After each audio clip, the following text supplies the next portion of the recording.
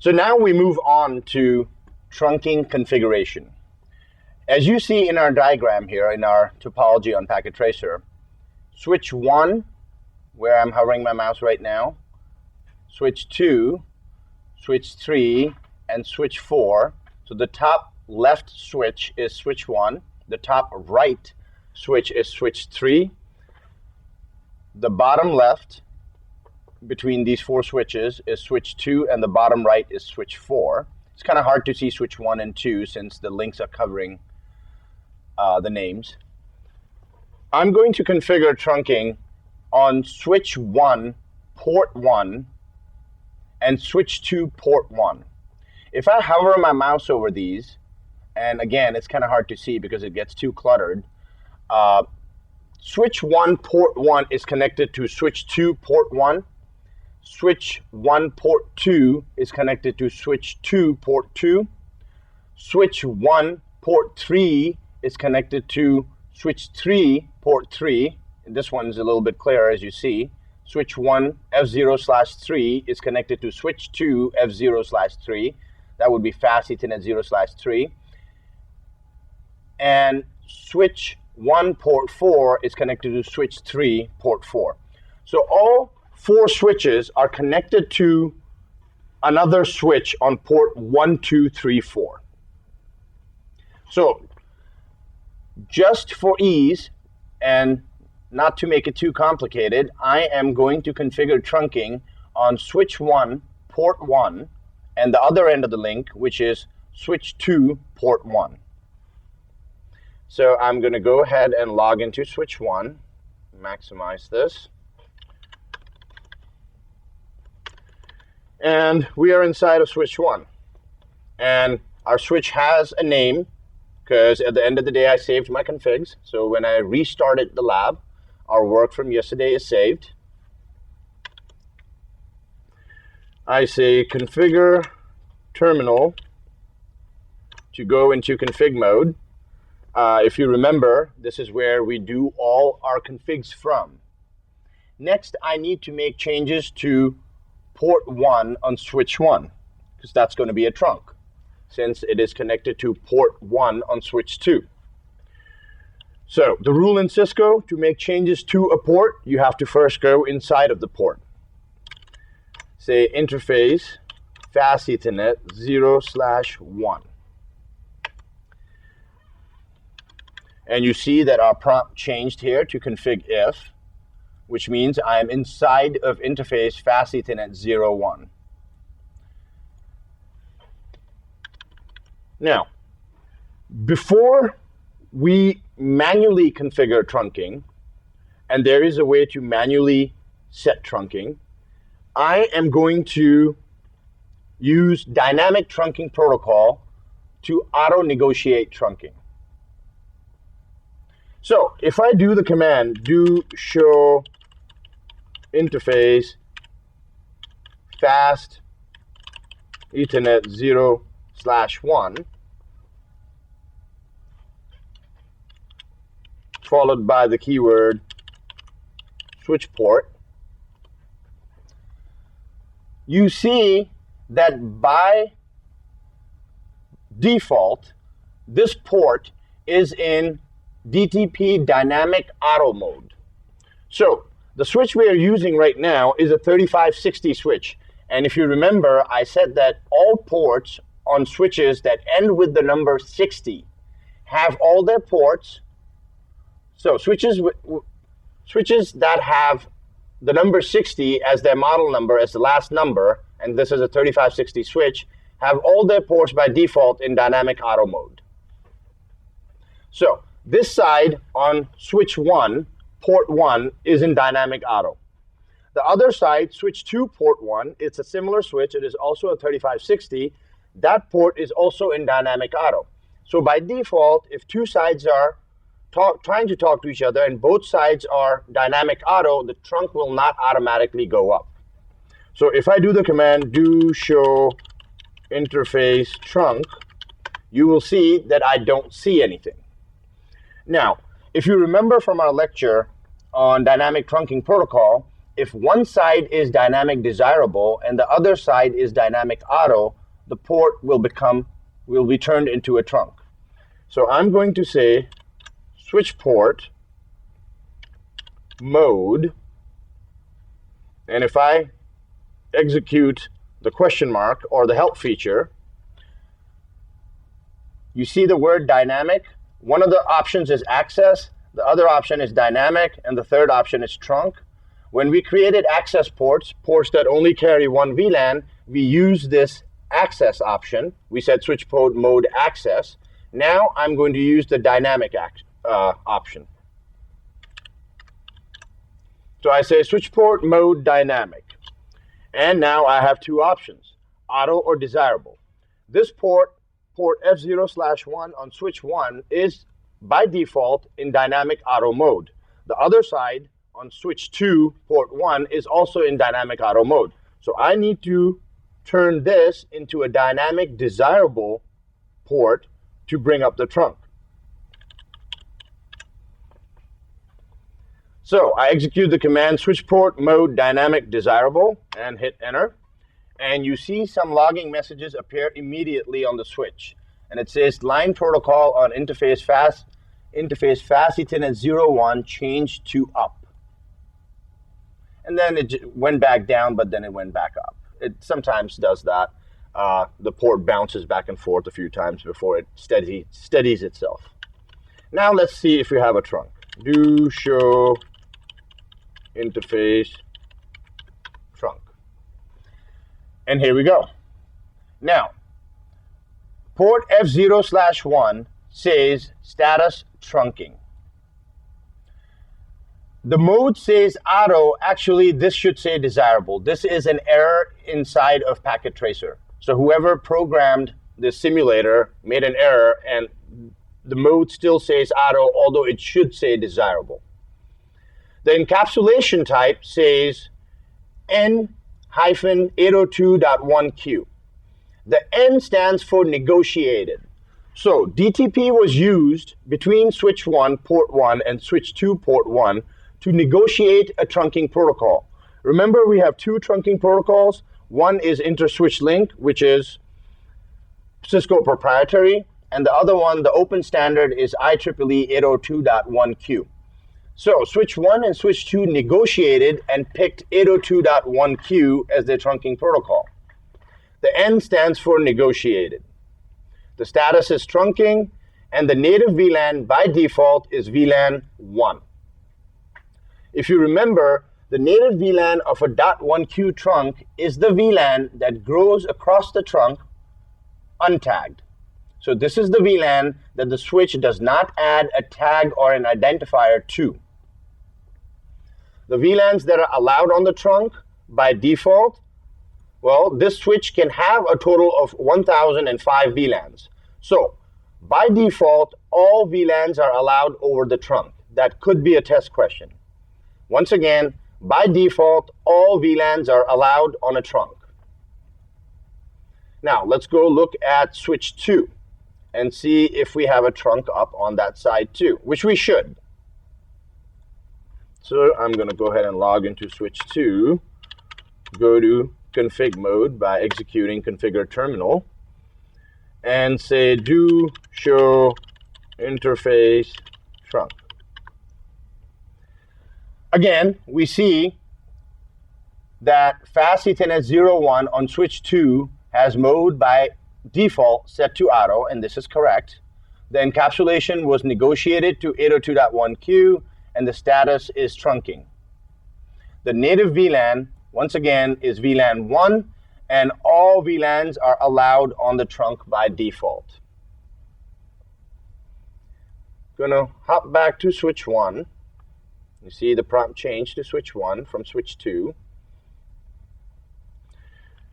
Now, the next thing I'm going to do is I'm going to modify the VLANs allowed list. You don't want to leave all your VLANs open like this, allowed over the trunk, because it is a security risk. So I'm going to execute the command switch port trunk allowed VLAN, And now I can create a list of allowed VLANs for the trunk. Now, by default, we only had VLAN 1 on the switch to start off with. And then we created VLAN 150. So I'm going to allow VLAN 1, comma, VLAN 150. And let's just say we had VLAN 200 through 220. So I'm going to allow VLANs 200 through 220 also over the trunk. I'm doing this just to show you that you have the option of allowing single VLANs separated by a comma, or a range of VLANs separated by a hyphen. So the VLANs allowed over the trunk now will be VLAN 1, VLAN 150, and 200 through 220. Let's see if that list has changed when we look at our trunk again. So I will execute the command do show interface trunk one more time, and you see that the VLANs allowed on the trunk list has been modified to VLAN 1, 150, and 200 through 220. Next, I'm going to change the native VLAN on the trunk to VLAN 150. So I'm going to say switch port trunk native VLAN 150. Since I've changed the native VLAN from 1 to 150, now VLAN 150 will be the VLAN that goes over the trunk untagged. So switch 1 will never add a tag to VLAN 150 when it traverses the trunk link, as long as VLAN 150 is native. Let's see if we actually, this change took effect. And if you see, my native VLAN has changed from VLAN 150 to from VLAN 1 to VLAN 150. Now, if we wait a little bit, we will see that the switch will start complaining that there is a native VLAN mismatch. So I'm going to leave switch, here we go. I thought I would have to wait longer, but here we go. So CDP is a protocol that runs between Cisco devices by default automatically. We haven't covered CDP yet, but this protocol CDP is reporting that the native VLAN on the other end of the link, which is switch 2 port 1, is still VLAN 1, and the native VLAN on this end of the link is VLAN 150. So to stop the switch from complaining every now and then, we have to go to switch 2. I switched over to switch 2, if you notice. And switch 2 is also complaining that the other end is VLAN 150 and I'm VLAN 1 as my native VLAN. So we're going to switch over the native VLAN to VLAN 150 on this end. So first I go into the interface,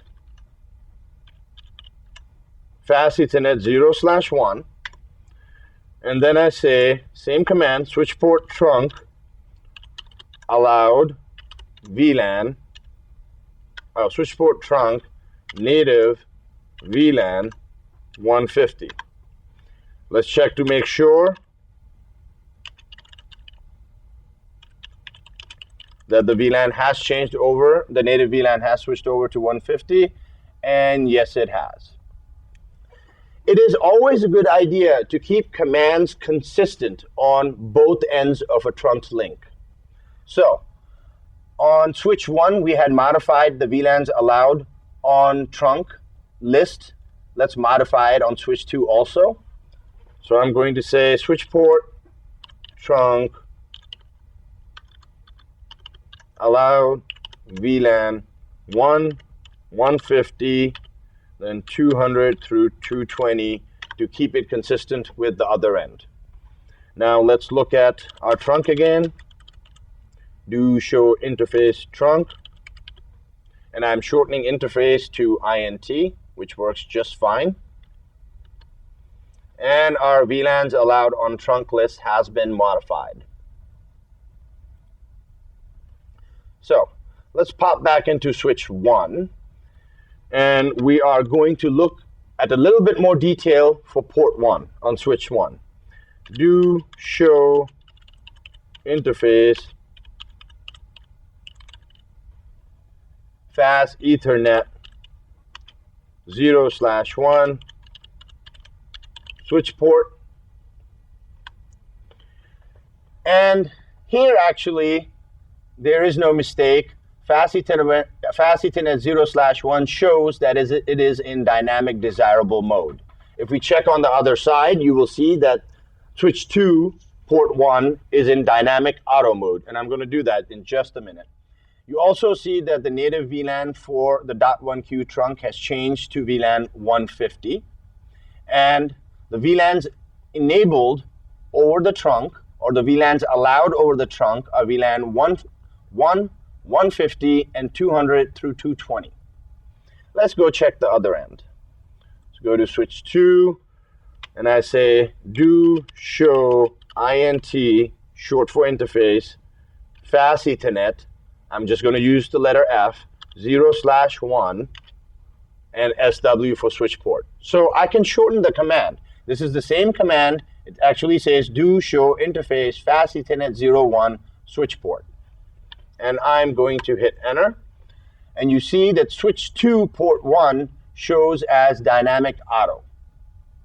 The native VLAN of the trunk once again matches switch 1, which is 150, and the VLANs allowed over the trunk list also matches switch 1, which is 150, 200, and 220. Now we have seen both the dynamic auto and the dynamic desirable mode between switch 1 and switch 2. What about the last mode?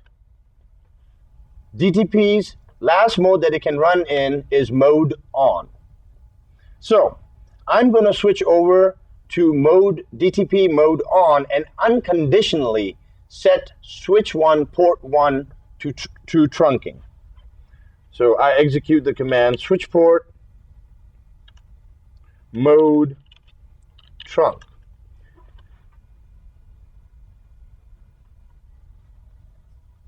Now let's look at the trunk. Do show interface trunk. Now the mode says on. This is DTP mode on. Before it said dynamic. It should have said dynamic desirable. It said mode auto. That was a mistake in Packet Tracer. But now it says mode on. Let's go ahead and choose mode on switch 2 also. So I'm going to do the same command over. Switch port mode trunk. Now, this command was rejected at this end because the encapsulation type or the DTP mode on this end is set to auto. And the switch is basically telling me that if the mode is set to auto, then you need to manually pick what type of trunking protocol you're going to use over this link. If you don't want to negotiate, you want to just unconditionally set this side to DTP mode on, then you better pick the trunking protocol also, either ISL or .1Q. So let's go ahead and pick .1Q. Switch port, trunk, encapsulation, and if I say space question mark and execute the help feature, the only option we have is .1Q. Nowadays on switches, you don't even get the option of running ISL. Why not? Because ISL carries with it too much overhead. And ISL encapsulates the original frame in a 26-byte header and a 4-byte footer. That's 30 extra bytes. .1Q simply inserts a 4-byte tag into the original frame. So that's less overhead.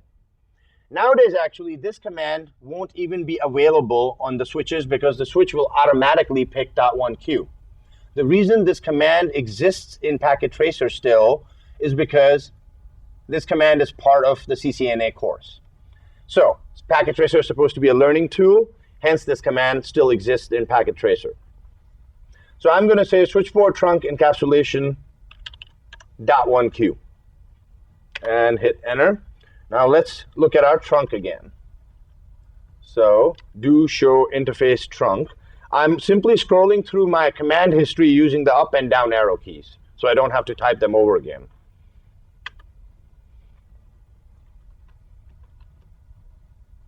actually, this should have changed over. This N should have disappeared. Let me go ahead and manually set the encapsulation type on switch 1 also. Switch port, trunk, encapsulation .1Q. And now look at our trunk, do show interface trunk. And you see that the encapsulation type now does not have an N in front of it. That is because now you are not negotiating the encapsulation. You are simply manually setting the encapsulation to .1Q. This should have changed over on switch 2 also now. Let's bounce the port by shutting it down and bringing it back up. So I simply executed the shut command and no shutdown command to bring it back up. And now let's look at our trunk. The N still has not disappeared on this end, and it really should.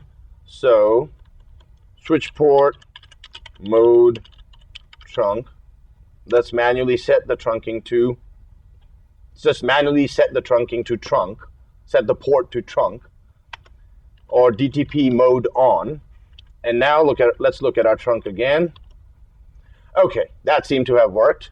The mode for the trunking is on, and the encapsulation is .1Q without an N in front of it. That means you are not negotiating this trunking at this point anymore. Now, I'm going to ask myself a question and answer it. Since we are not negotiating trunking, we are not negotiating our trunking protocol, I'm not asking the other end, hey, what protocol between ISL and .1Q would you like to use? I have manually set it to .1Q with the command switch port trunk encapsulation .1Q. I have manually set the trunking encapsulation. So I'm not negotiating that. I'm not negotiating whether I want to be a trunk or not. I have simply set the mode to DTP on, or unconditionally set this port to trunking. Do I really need DTP at this point? Or am I still running DTP at this point? Let's find out.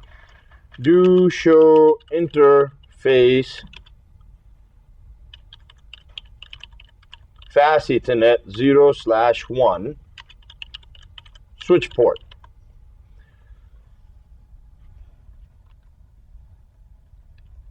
And if I look, my administrative trunking encapsulation is .1Q.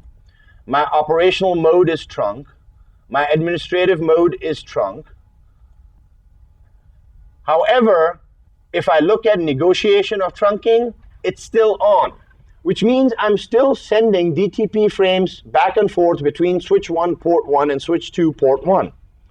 That should not be the case because I'm using up bandwidth sending frames that I have no need for at this point.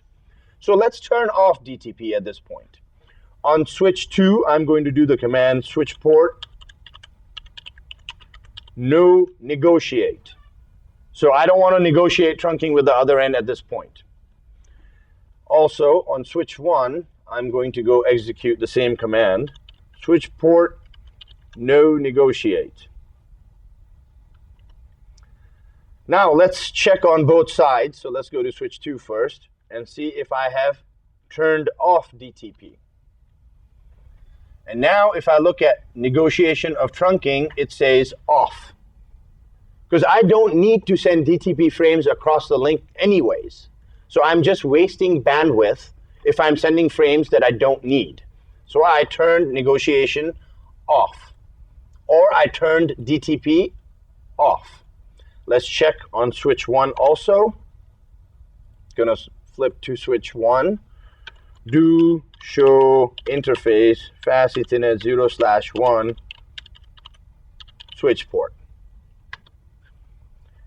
And also on this side, I see that negotiation of trunking is off. Let's look at our show run or show running config. Remember, that is stored in RAM, and this is our current configuration, the current changes that we have made. We haven't saved these yet. So let's look at them. Do show running dash or hyphen config. and scroll down to port 1, and you see all the commands that we did are here. Now, are these saved to our startup config? Let's look at our startup config. Do show start. If I look at my startup config, you don't see anything under port 1 because we haven't saved these configs yet. So let's save them. Remember, our save command is copy running config, which is our source file, to startup config, which is our destination file. I hit enter, and it's asking me, are you sure you want to do this? And I hit enter again, and it says building configuration. Now let's look at our startup config again. Show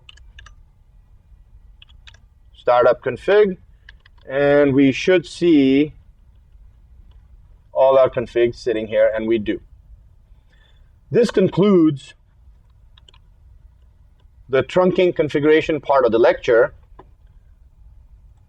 I am going to take a moment, since it will be redundant for you to sit here and watch me do all 4 of these switches, but switch 1, 2, 3, and 4, port 1, 2, 3, and 4, I'm going to execute the same commands that we just did on switch 1 and switch 2 over and over again. Okay, folks, I have gone ahead and configured port 1, 2, 3, and 4 on each switch into a trunk. So I just want to show you that they have been configured. Show interface trunk. And as you see, port 1, 2, 3, and 4 are all in mode on, which is DTP mode on, which is unconditionally set this side to trunking. And the trunk type is 802.1q. Status is trunking, and the native VLAN has been changed for all ports to 150. That is switch 1. Let's look at switch 2. Switch 2, maximize, show interface trunk. Once again, you see port 1, 2, 3, and 4 are trunks. Let's check switch 3. Once again, show interfaces trunk. And we have 4 trunks on switch 3. Moving on to switch 4. As I said, always check your work and verify that the changes you have made have applied before moving on to your next job. Show interfaces trunk. And once again, on switch 4, we have port 1, 2, 3, and 4 that are trunking.